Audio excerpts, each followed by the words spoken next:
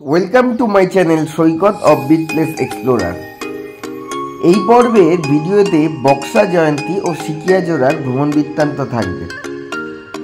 ভিডিওটা যেহেতু বেশ বড় হয়ে যাচ্ছে, তাই জন্য আমি ভিডিওটাকে দুটো এপিসোডে ভাগ করেছি। প্রথম পর্বে থাকবে জলদাপাড়া থেকে বক্সা ফোর্ট অবধি ভ্রমণ বৃত্তান্ত, আর পরবর্তী পর্বে থাকবে জয়ন্তী সিকিয়া জোড়ার ভ্রমণ বৃত্তান্ত। তার সঙ্গে আরেকটি সারপ্রাইজ থাকবে, যেটি আমি এখন বলছি না, সেটা পরবর্তী ভিডিওর দর্শকদের জন্য তোলা রইল। তাহলে চলুন শুরু করা যাক আজকের পর্ব বক্সা ফোর্ট। ও আরেকটি কথা, ভিডিওটা যদি ভালো লাগে তাহলে আপনারা অবশ্যই লাইক ও শেয়ার করবেন। এছাড়া এরকম আরও ভিডিও পেতে অবশ্যই আমার চ্যানেলটা সাবস্ক্রাইব করবেন। আমরা এখন জলদাপাড়া থেকে বেরিয়ে পড়েছি, যাচ্ছি বক্সা ফোর্টের দিকে।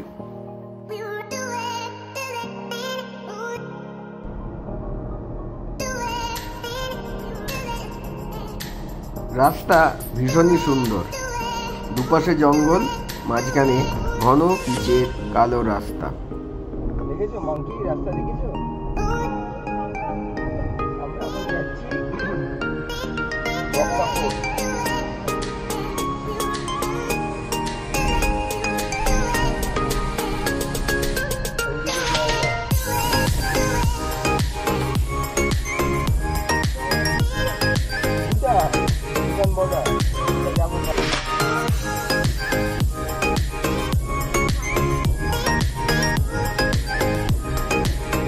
আমরা এখন বাঁদিকের রাস্তাটি ধরে নেব।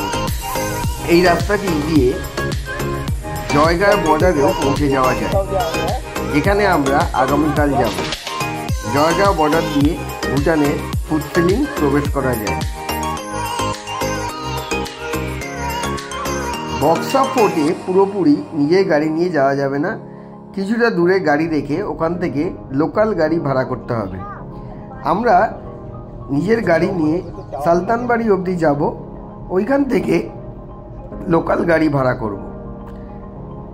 আমি যেরকম শুনেছি লোকাল গাড়ি ওইখান থেকে 500 টাকা নেয়, আর গাইডের একটা চার্জ নেয়। চলুন গিয়ে দেখি কত কি নিচ্ছে। আমরা এখন বক্সা ফোর্টের দিকে যাচ্ছি, তারপর ওখান থেকে জয়ন্তী রিভার বেডে যাব। আর এই রাস্তাতেই জয়গাঁও বর্ডার, সেটা আমরা কালকে যাব। ফুড সিলিং যাওয়ার সময় ওই জয়গাঁও বর্ডার দিয়েই ভুটানে ঢুকতে হবে। রাস্তাটা দারুণ রাস্তা, জঙ্গলের মাঝ দিয়ে রাস্তা, কিন্তু অসাধারণ রাস্তা, ফাঁকা, আর রাস্তার কন্ডিশনও খুব ভালো। জয়গাঁও সোজা হাতিমারা এখন দার্জিলিং হয়ে যাবো।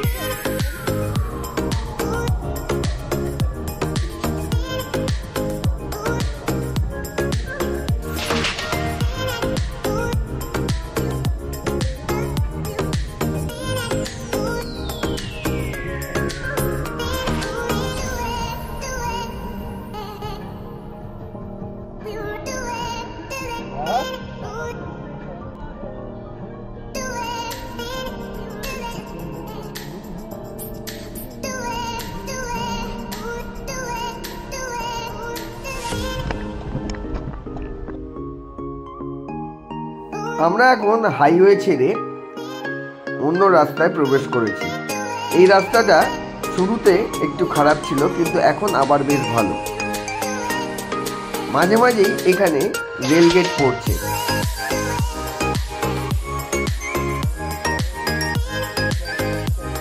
মানুষের তৈরি এই রেল লাইন বন্য প্রাণকে ডিস্টার্ব করে।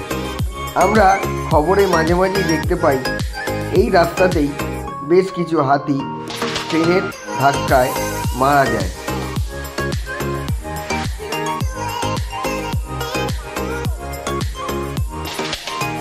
আমার এই ভিডিও মূলত যারা রোড ট্রিপ করবেন বা সেলফ ড্রাইভ করে বক্সা যাবেন, আশা করি তাদের খুব উপকারে লাগবে। রাস্তায় যেভাবে ডাইরেকশান দিয়েছি সেই ডাইরেকশান ফলো করলে আশা করি আপনাদের বক্সা পৌঁছতে কোনো অসুবিধা হবে না।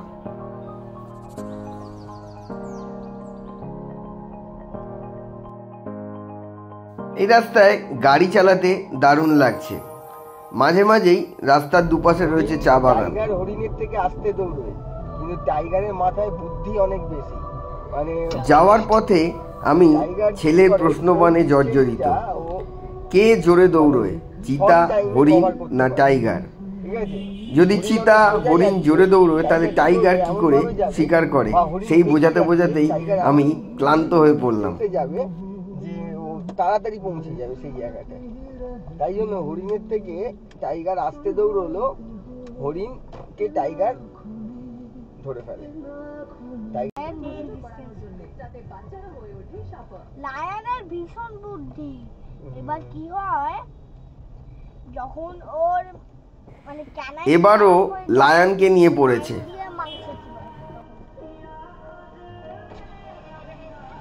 দাদা বক্সাটা কোন দিকে দাদা? দাদা বক্সা বক্সা এদিকে।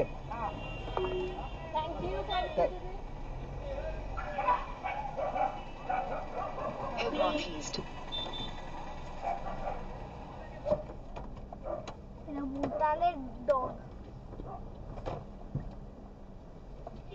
এবার লায়নের আরেকটা বুদ্ধি। এবার বলেছে যে ও মানে ঘুমানোর অ্যাক্টিং করবে। এবার হরিণ ভাবছে যে ও ঘুমোবে, বা মানুষ ভাবছে যে ও ঘুমোচ্ছে।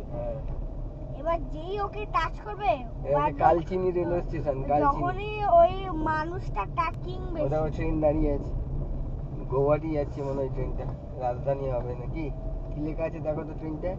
কালচিনি যাচ্ছে, কালচিনি, এটা কালচিনি রেলওয়ে জাংশন। আমরা এখন কালচিনি রেলওয়ে স্টেশনের পাশ দিয়ে সোজা এগিয়ে চলেছি। আবার দেখুন চা বাগান চলে এসছে। সামনেই রয়েছে ডিমা ব্রিজ, ডিমা নদীর ওপর এই ডিমা ব্রিজ।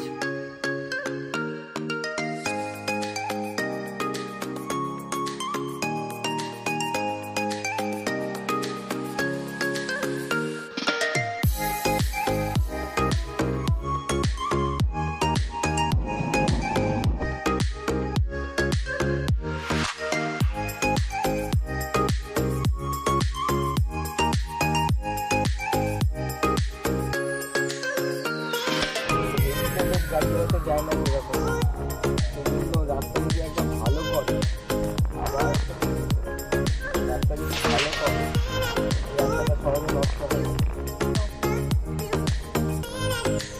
হেভি লোডের গাড়ি না যাওয়ার ফলে এখানে রাস্তার কন্ডিশন কিন্তু বেশ ভালো।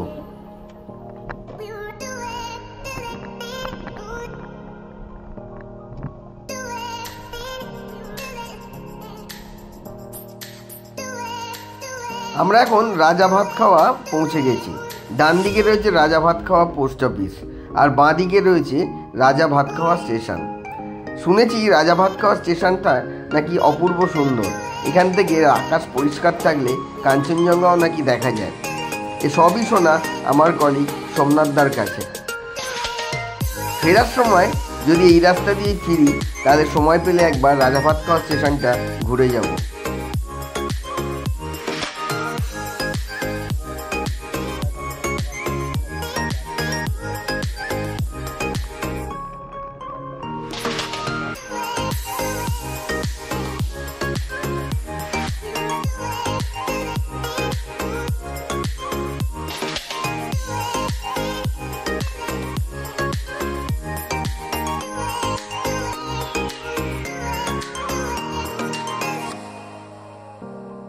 বাঁদিকে রয়েছে বক্সা টাইগার রিজার্ভের গেট, আর ডান দিকে কিছু দূর এগিয়ে গেলেই বক্সা টাইগার রিজার্ভে প্রবেশের টিকিট কাউন্টার। বক্সা টাইগার রিজার্ভে ফরেস্টের মধ্যে প্রবেশ করতে গেলে আগে গাড়ির পারমিশন এবং লোকেদের পারমিশন করাতে হয়।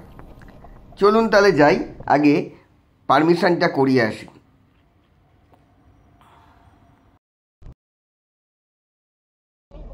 আমরা এখন বক্সা টাইগার রিজার্ভ টিকিট কাউন্টারে পৌঁছে গেছি।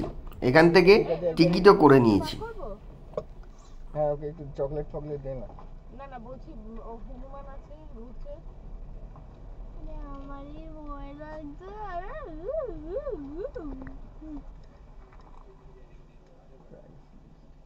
ডান দিকে বক্সা টাইগার রিজার্ভের প্রবেশের টিকিট কাউন্টার।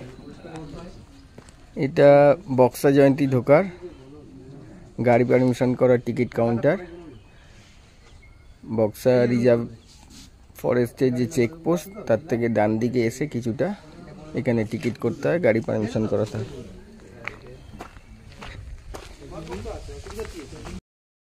পজ করে এখানে আপনারা টিকিটের কত কি চার্জ সেটা দেখে নিতে পারেন।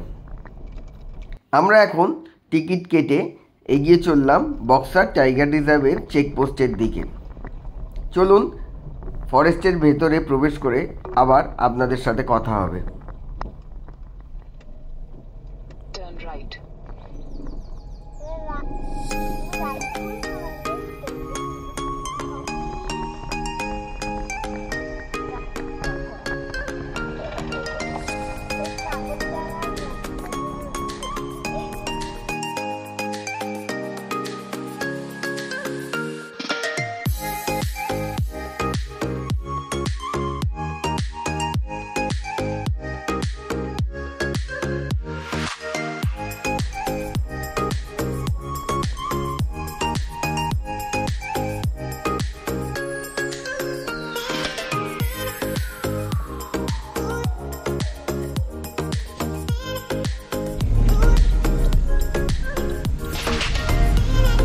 আমরা এখন বক্সা টাইগার রিজার্ভে ঢুকছি। ওই দিক থেকে গেট পাসটা কুড়িয়ে এলাম, এখানে পাস দেখিয়ে আমরা এখন বক্সা টাইগার রিজার্ভে ঢুকছি। চিলাপাতা জঙ্গল যাচ্ছি বক্সা ফোর্টের দিকে।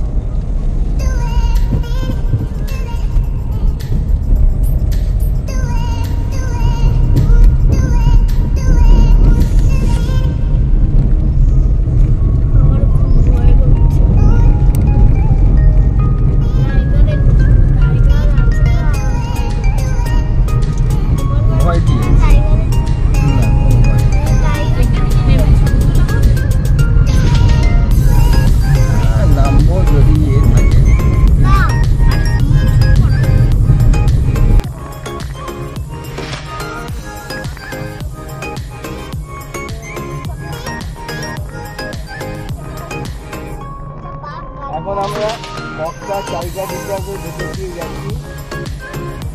চিলাপাতা জঙ্গল।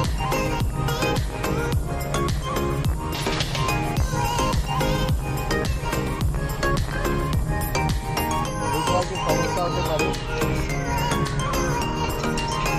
লাইট টাই বন্ধ হয়ে যেতে পারে। দারুণ এক্সপিরিয়েন্স হলো জঙ্গলের ভেতর দিয়ে গাড়ি চালাবার। Buxa tiger reserve.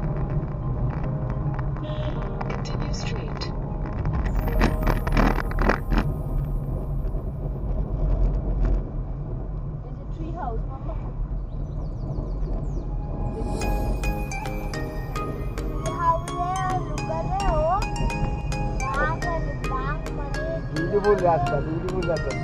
দেখ সামনেটা দেখ, জঙ্গলটা দেখ, লক্ষ্য রাখ। এখানে কিন্তু টাইগার বেরোবে না, বেরোলে হাতি, চিতা এইসব বেরোতে পারে।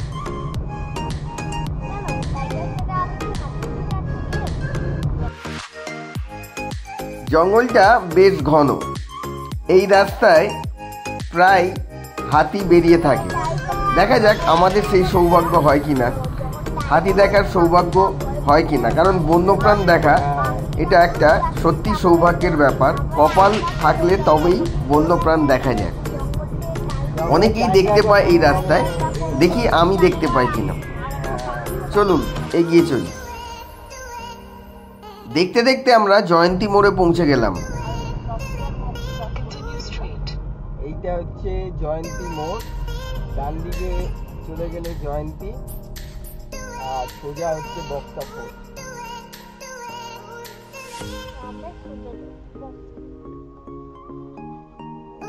এটা এটা হচ্ছে জয়ন্তী মোড়, এই ডান দিকে আর 5 কিলোমিটার গেলেই জয়ন্তী। আর সোজা হচ্ছে আমাদের বক্সা ফোর্ট। এখান থেকে দেখাচ্ছে আমরা সান্তানবাড়ি অব্দি গাড়ি নিয়ে যাবো, তারপরে ওখান থেকে লোকাল গাড়ি নিতে হবে। দেখা যাক কতদিন গাড়ি যেতে দেয়। আমরা এখন চলে যাবো। আর ডান দিকে আমাদের রাস্তাটা দেখাই,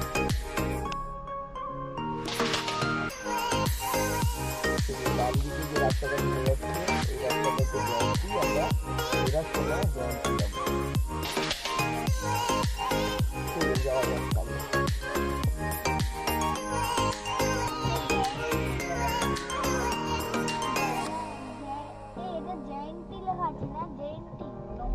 টাইগার দেখা যাবে, এখানে টাইগার দেখা যাবে। আমার ভয় করছে, না আমি যাবো না।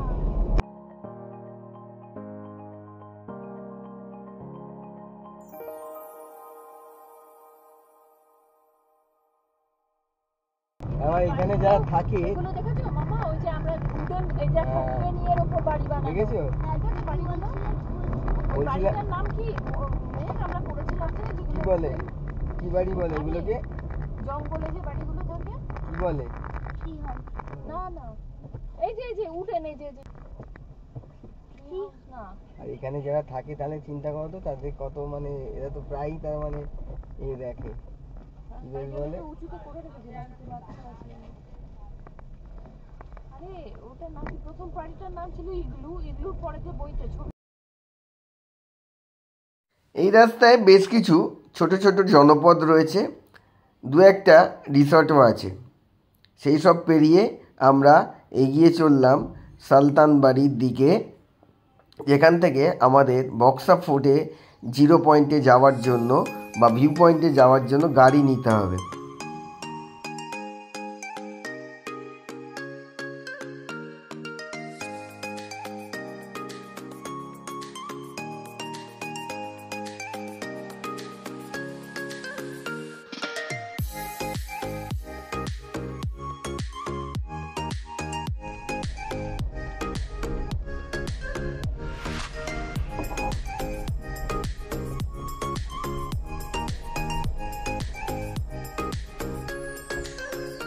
এখানে ফোর্টে যাওয়ার জন্য কি? না না, ফোর্টে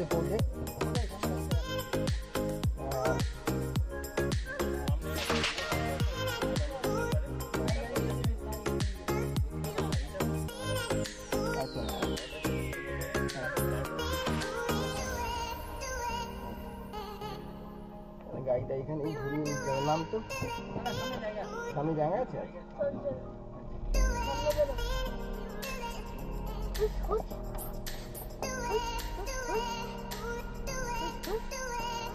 যেহেতু জায়গাটা একটু ইন্টিরিয়ার, তাই যারা রোড ট্রিপ করে আসবেন তাদের বলবো আপনারা এখানে অফলাইন ম্যাপ আগের থেকে ডাউনলোড করে নেবেন, তাতে আপনাদের সুবিধা হবে।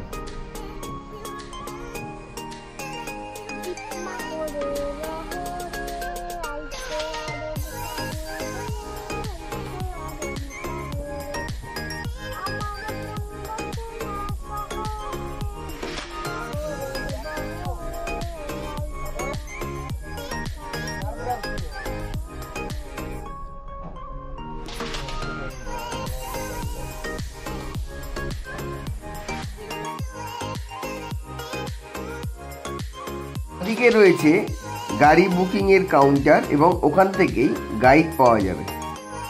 গাইডের চার্জ কত, গাড়ির চার্জ কত, সব আমি বলছি।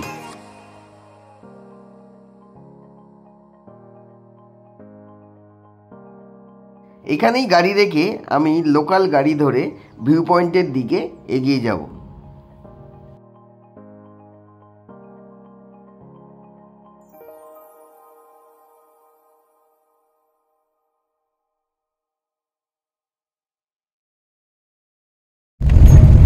কিশোর ভাইয়া আমাদের গাড়ি চালিয়ে ওপরে নিয়ে যাচ্ছে, আর শিব আমার থেকে বয়সে ছোটই হবে, ও আমাদের গাইড। ও 0 পয়েন্ট থেকে আমাদের সামনে নিয়ে যাবে।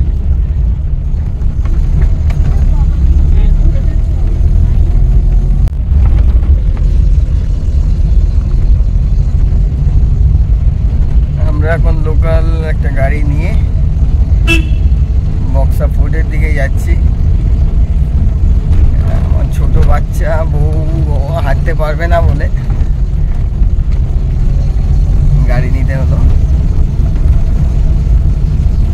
এখানে গাড়ির চার্জ হচ্ছে 500 রুপিস, আর ভিউ পয়েন্ট অবধি যদি যান তাহলে গাইডের চার্জ 200 টাকা, আর যদি ফুটের একেবারে ওপরে ওঠেন তাহলে গাইডের চার্জ 400 টাকা। পেমেন্ট আগে কোনোটাই কিছু করতে হয় না, ফিরে এসে তারপরে পেমেন্ট করতে হয়।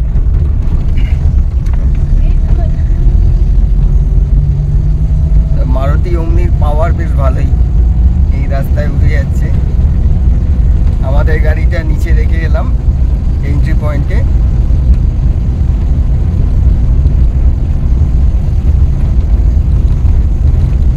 চলুন আবার উপরে গিয়ে দেখা হচ্ছে।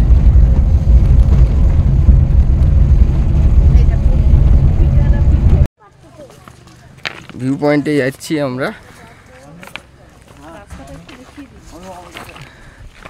রাস্তাটা দেখিয়ে দিই, এই রাস্তা দিয়ে এলাম।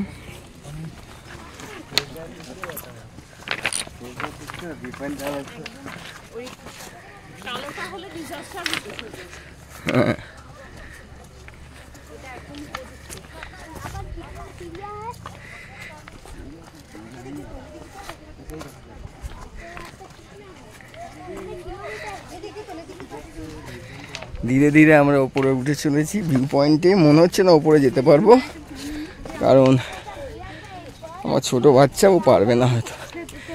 পাথর ফেলা রাস্তা খুব ভালো না, এইটুকু উঠতেই হাঁপিয়ে গেলাম। শর্মিষ্ঠা হাঁপিয়ে গেছে, আস্তে আস্তে আসছে, নিচ দিয়ে আসছে।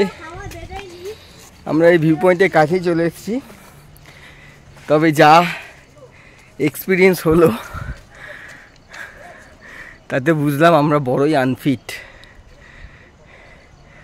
এর বেশি ওপরে ওঠা আমাদের পক্ষে সম্ভব না। ভিউ পয়েন্ট অবধি যাব। কিরে, এর ওপরে উঠতে পারবি নাকি? আরো 2 কিলোমিটার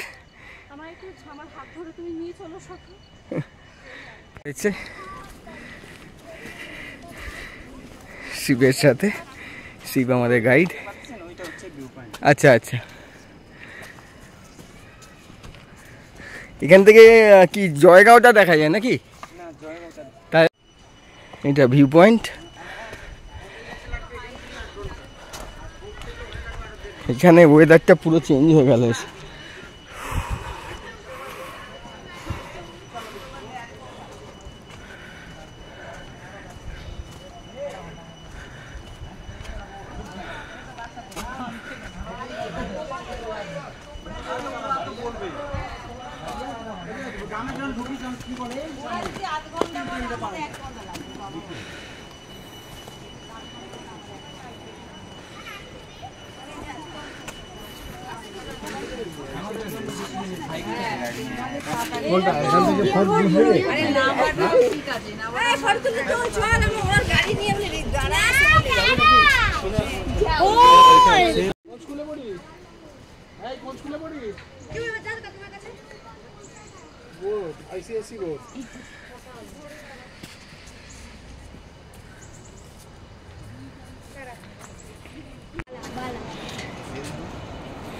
এখানে নিচ দিয়ে বক্সা নদী চলে গেছে, এটা গেছে বক্সা। আর এই যে দূরে দেখা যাচ্ছে এটা বালা নদী, আর এই পাশে দূরে হচ্ছে জয়ন্তী। ওটা আমরা এখান থেকে যাওয়ার সময় যাব।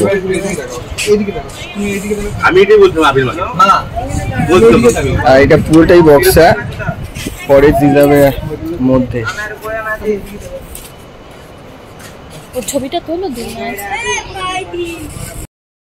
ভিউ পয়েন্টে বেশ কিছুক্ষণ সময় কাটিয়ে ছবি তুলে আমরা চললাম জয়ন্তীর দিকে।